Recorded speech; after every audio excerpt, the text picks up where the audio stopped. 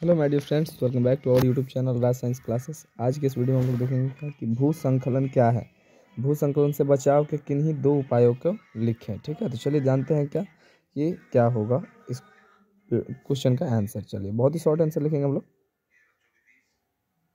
Sorry, चलिए देखते हैं क्या कि क्वेश्चन का आंसर क्या है। पहला क्वेश्चन देख लेते हैं, भू संकलन क्या है।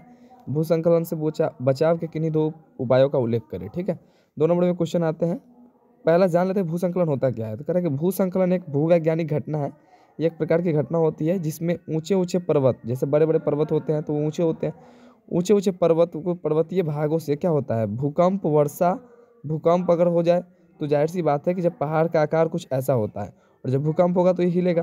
तो इसके ऊपर जो क्या होते हैं, पत्थर वत्थर होते हैं, कंकर वंकर होते हैं, वो भूकंप वर्षा और भी बहुत सारे कारणों से क्या करते हैं, और भी बहुत सारे कारणों से वो नीचे आते हैं। कहने का मतलब है पर्वतीय भागों से भूकंप वर्षा आदि कारणों से चट्टान का टूट कर, चट्टान जो होता है वो अभी बताया मैंने कि आपको, ये जो चट्टान यहाँ पे होते हैं ये चट्टान टूट टूट कर मिट्टी कंकर पत्थर और मलबे के साथ साथ खिसक करके कहाँ आते हैं, नीचे गिरते हैं। और इसी के नीचे की ओर गिरना को क्या कहा जाता है, भूसंकलन कहा जाता है। भूसंकलन से बचने के दो उपाय हैं, निम्नलिखित है। चलिए जानते हैं क्या। भूसंकलन से बचने के सबसे मोस्ट इंपॉर्टेंट उपाय क्या है कि इनमें से निम्नलिखित तरीके से बचा जा सकता है। पहला, मलबे के ऊपर बसने से बचिए, कि मलबे के ऊपर आपका घर वर नहीं होना चाहिए, आप वहाँ पर अपना जीवन व्यतीत ना करें। दूसरा है कि वनों की कटाई पर रोक लगाइए। आप कहोगे सर वनों की कटाई पर रोक कैसे लगा।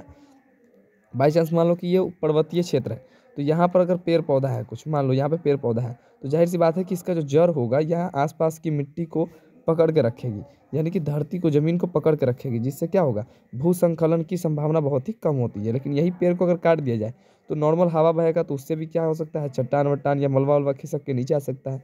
तो भूसंकलन का क्या होता है, यहाँ पे होने की संभावना बहुत अधिक होती है। तो ये है बचने के दो उपाय, मलबे के ऊपर से बचिए, मलबे के ऊपर बसने से बचिए और वनों की कटाई पर रोक लगाइए।